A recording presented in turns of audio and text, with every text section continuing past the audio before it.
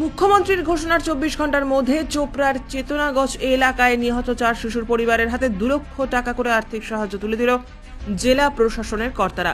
শুক্রবার দুপুরে উত্তর দিনাজপুরের জেলা শাসক সুরেন্দ্র কুমার মিনা চোপড়ার চেতনাগজ এলাকায় আসেন। উপস্থিত ছিলেন চোপড়ার বিধায়ক হামিদুল রহমান, মহকুমা শাসক মোহাম্মদ আব্দুল সাহিদ, চোপড়া বিডিও সমীর মণ্ডল সহ জেলা সভাপতি কানাইলাল আগরওয়াল সহ একাধিক নেতৃত্বরা। এদিন নিহত 4 শিশুর পরিবারের হাতে 2 লক্ষ টাকা করে চেক তুলে দেওয়া হয়। কি বলবো, আমি ভালো পাচ্ছি।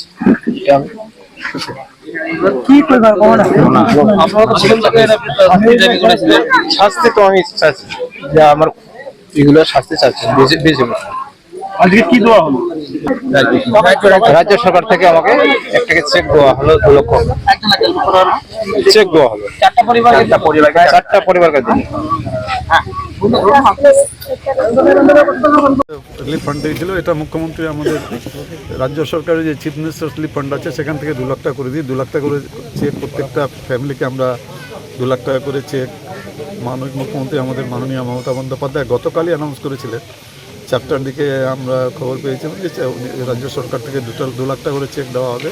আর আজকেই ডিএম সাহেব, এসডিও সাহেব, বিডিও সাহেব, এডিএম সাহেব সবাই এখানে উপস্থিত ছিলেন। আমাদের এমএলএ সাহেব এখানে উপস্থিত ছিলেন, পঞ্চায়েত সমিতির সভাপতি জিয়াউল সবাই ছিলেন।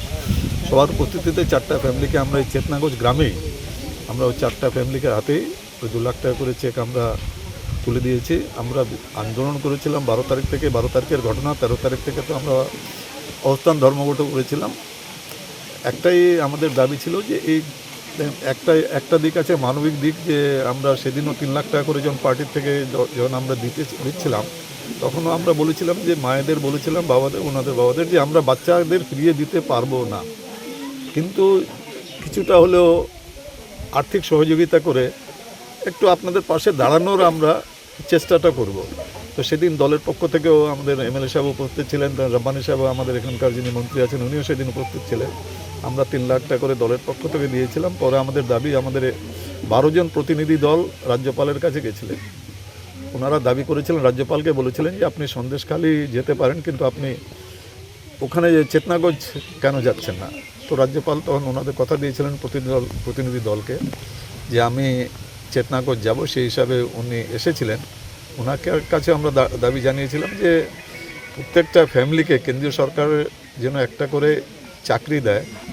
পাশাপাশি যারা দোষী ব্যক্তি আছে বিএসএফ, ইনক্লুডিং বিএসএফ, কেননা বিএসএফের অনুমতি ছাড়া ওই এলাকায় গর্ত তো খোঁড়া দূরের কথা আছে, একজন কোদাল কাঁধে নিয়েও যেতে পারবে না।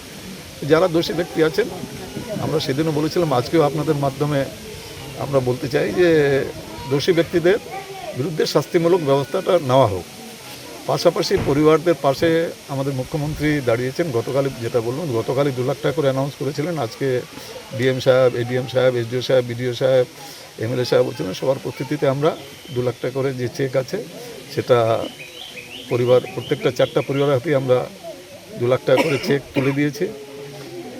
আশা করছি ঘটনার একটা শাস্তি হবে, যারা দোষী ব্যক্তি আছেন নিশ্চয়ই শাস্তি হবে। বললাম এলাকার জনপ্রতিনিধি, আমি এটাই বলবো কি গতকালই আমাদের রাজ্যের মাননীয় মুখ্যমন্ত্রী, আপনি জানেন কি চোপড়াতে যেটা মর্মান্তিক ঘটনা হয়েছিল, সে রেসপেক্টেই আমাদের কাছে নির্দেশ এসেছিলো জেলা প্রশাসনকে, রাজ্য সরকার থেকে আমাকে নির্দেশ এসেছিলো কি যারা বাচ্চারা যেখানে যে ফ্যামিলিতে মারা গেছে তাকে প্রত্যেক পরিবারকে আমাদেরকে 2 লাখ টাকা রাজ্যের মাননীয় মুখ্যমন্ত্রী যেহেতু অ্যানাউন্স করেছিলেন, সেই জন্য আমরা আজকে এখানে ওদেরকে যে ফ্যামিলি আছে তাদেরকে আমরা এখানে এসে চেকগুলো ফ্যামিলিকে আমরা দিয়ে দিলাম। আমার পাশে এখানে চোপড়া এমএলএ শ্রী হামিদুর রহমান এখানে উপস্থিত আছেন, আমার শ্রী কানাইলাল আগরওয়াল এখানে উপস্থিত আছেন, আমাদের এডিএম, এসডিও, বিডিও, সভাপতি, প্রধান এমনি উপস্থিত আছেন। আমাদের একটাই আমি এখানে আগ্রহ নিবেদন রাখবো কি যে ঘটনা হয়েছে আমরা এই ফ্যামিলির পাশে আগেই ছিলাম,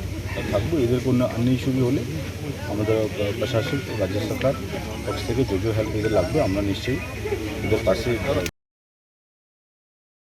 ব্যুরো রিপোর্ট, উত্তরের প্রহরী।